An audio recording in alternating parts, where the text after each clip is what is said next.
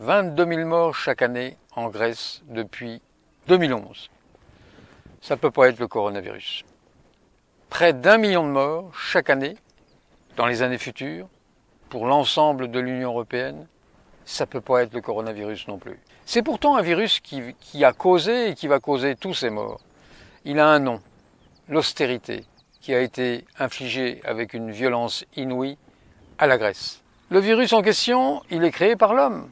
Pas besoin de chauve-souris qu'il transmet à un pangolin, lequel le transmet à la terre entière.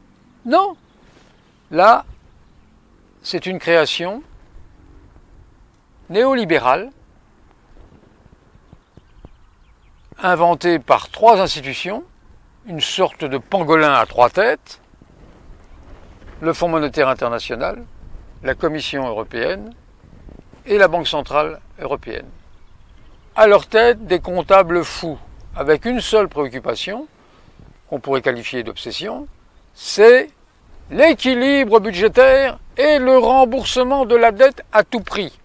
Ils ne sont comptables que de leurs chiffres, peu leur importe que des milliers de morts surviennent à la suite de leurs potions. L'important, c'est de voir les marchés financiers rassurés. Qu'entend-on maintenant, en pleine crise ou à la fin de la crise du coronavirus? Sur toutes les chaînes, à longueur de journée, toutes les chaînes d'infos en continu, ces comptables fous nous expliquent qu'il faudra bien rembourser la dette résultant de cette crise du coronavirus. Il ne peut pas en être autrement. Il faut rembourser cette dette. Les citoyens doivent s'y préparer. Et qui va administrer la potion? Toujours la même troïka, ce pangolin à 3 têtes. Alors, apparemment, ils ont changé les têtes.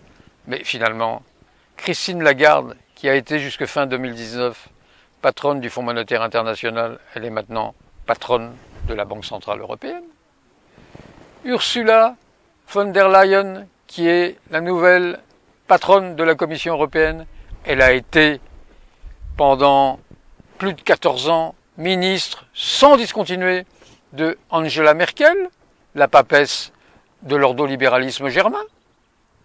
Quant à Kristalina Georgieva, bulgare, nouvelle patronne du Fonds monétaire international, elle était auparavant directrice générale de la Banque mondiale. Et auparavant, elle a été, dès 2009, membre à un haut niveau de la Commission européenne.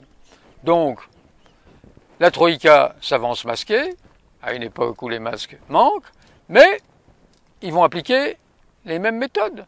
La Grèce a servi de cobaye. La recette est prête et ils vont l'appliquer à grande échelle. Ils connaissent les résultats.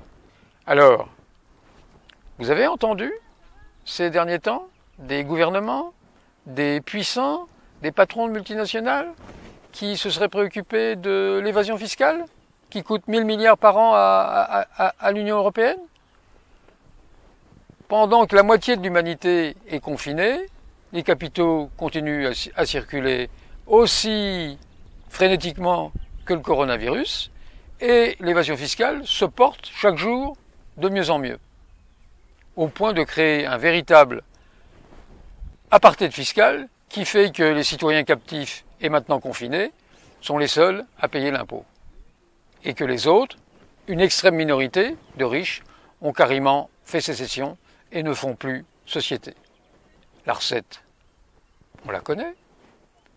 Elle résulte de théories de néolibéraux, dont l'emblématique Buchanan, conseiller de Reagan, prix Nobel d'économie en 1986, et dont la théorie est d'affamer la bête. La bête, c'est qui? C'est les services publics.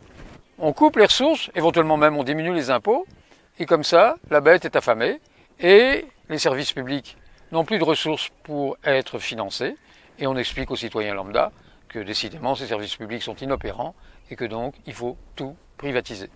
Eh bien, c'est ce qui attend l'ensemble de l'Union européenne, avec la Troïka à la commande et des gouvernements à son service.